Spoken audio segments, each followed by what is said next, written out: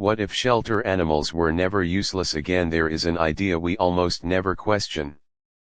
If an animal in a shelter is not adopted, not trained, not useful, then its existence slowly becomes framed as a problem, a cost, a burden. This logic is rarely spoken out loud, but it shows itself in budgets, statistics, and, ultimately, in euthanasia rates.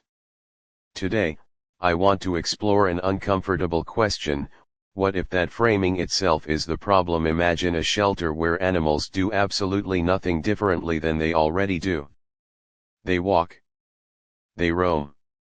They pace. They play.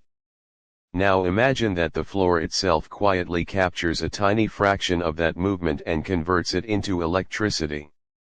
No training. No coercion. No forced activity. Just infrastructure. This is not science fiction. Cities already convert human footsteps into electricity using kinetic energy harvesting systems in places like train stations, airports, and stadiums. Researchers already study animals in defined roles alongside humans, from service dogs to other working animals, not as tools, but as participants in structured systems. Ethical frameworks in animal welfare science emphasize agency, choice, and non-coercion. This idea only survives under those rules. There are several technologies capable of this kind of passive energy capture.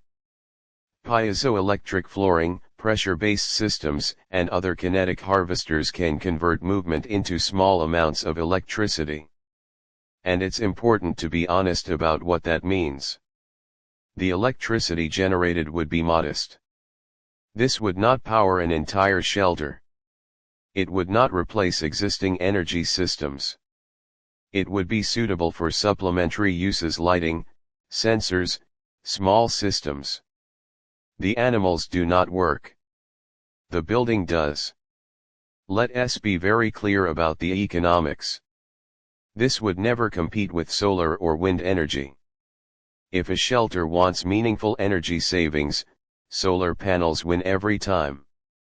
This system would be supplementary symbolically and educationally, not economically dominant. At this point, it's crucial to draw a hard ethical line. This idea must never be used to measure animal worth. Energy output should never affect care, survival, or adoption priority.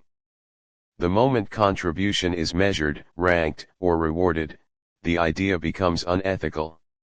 This only works if everything is passive. No animal behavior is altered. No movement is encouraged. No animal is ever evaluated. So why consider this at all? Because the real output is not electricity. It's narrative. Shelters are often framed as drains on resources, unavoidable cost centers. What happens when they are framed instead as adaptive, sustainable systems? Nothing about the animals changes. But how humans talk about them does. And that matters. So why hasn't this been done at scale? The reasons are practical, not ideological. Low return on investment compared to renewables. Underfunded shelters. Institutional risk aversion. And perhaps most importantly, fear of backlash. Anything that sounds like animals generating power triggers immediate outrage, even when the animals are doing exactly what they already do. So the idea remains unexplored at the intersection of animal welfare, sustainability, and ethics. I want to be clear about why I'm talking about this. I don't have the money. I don't have institutional power. I don't have influence. But ideas don't need permission. If this is a bad idea, it should fail in public discussion. If it has merit, someone else may build it. Shelter animals do not need to justify their existence.